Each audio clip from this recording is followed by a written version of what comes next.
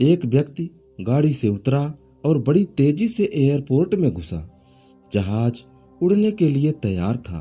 उसे किसी कार्यक्रम में पहुंचना था जो खास उसी के लिए आयोजित किया जा रहा था। वह अपनी सीट पर बैठा और जहाज उड़ गया।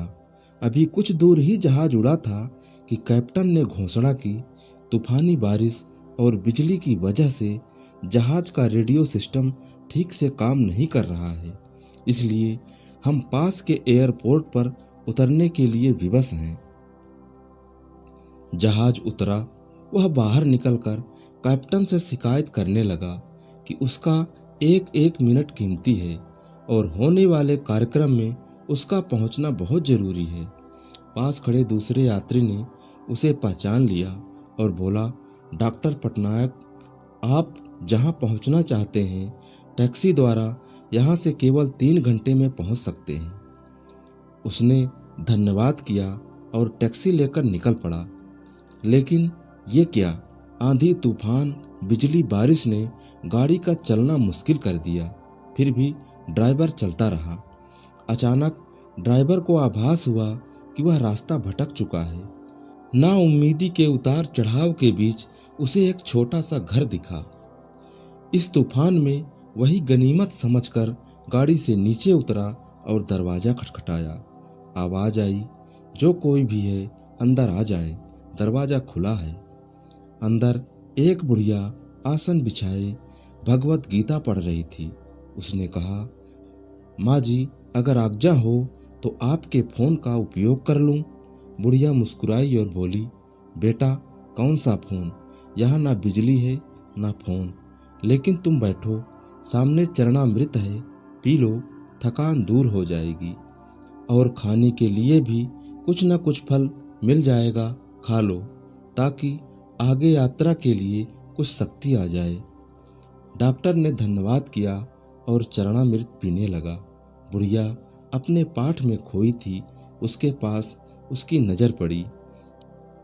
एक बच्चा कंबल में लिपटा पड़ा था, जिसे बुढ़िया थोड़ी थोड़ी देर में हिला देती थी। बुढ़िया की पूजा हुई तो उसने कहा, माँ जी, आपके स्वभाव और व्यवहार ने मुझ पर जादू कर दिया है। आप मेरे लिए भी प्रार्थना कर दीजिए, यह मौसम साफ हो जाए। मुझे उम्मीद है आपकी प्रार्थनाएं अवश्य स्वीकार होती होंगी। बुढ़िया बोली, नहीं बेटा, ऐसी कोई बात नहीं। तुम मेरे अतिथि हो और अतिथि की सेवा ईश्वर का आदेश है। मैंने तुम्हारे लिए भी प्रार्थना की है, परमात्मा की कृपा है। उसने मेरी हर प्रार्थना सुनी है। बस एक प्रार्थना और मैं उससे मांग रही हूँ, शायद जब वह चाहेगा उसे भी स्वीकार कर लेगा। डॉक्टर बोले, कौन सी प्रार्थना? बुढ़िया बोली, ये जो 2 साल का बच्चा तुम्हारे सामने अधमरा पड़ा है, मेरा पोता है। ना इसकी माँ जिंदा है, ना ही बाप। इस बुढ़ापे में इसकी जिम्मेदारी मुझ पर है। डॉक्टर कहते हैं इसे कोई खतरनाक रोग है जिसका वो उपचार नहीं कर सकते। कहते हैं कि एक ही नामवर डॉक्टर है, डॉक्टर पटनायक, वह इसका ऑपरेशन कर सकता है। लेकिन मैं बुढ़िया कहाँ उस डॉक्टर तक पहुँच सकती हूँ? लेकर जाऊँ भी तो पता नहीं वह देखने पर राजी भी हो या ना हो। बस अब बंसी वाले से यही मांग रही थी कि वह मेरी मुश्किल आसान कर दे। डॉक्टर की आंखों से आंसुओं की धारा बहने लगी।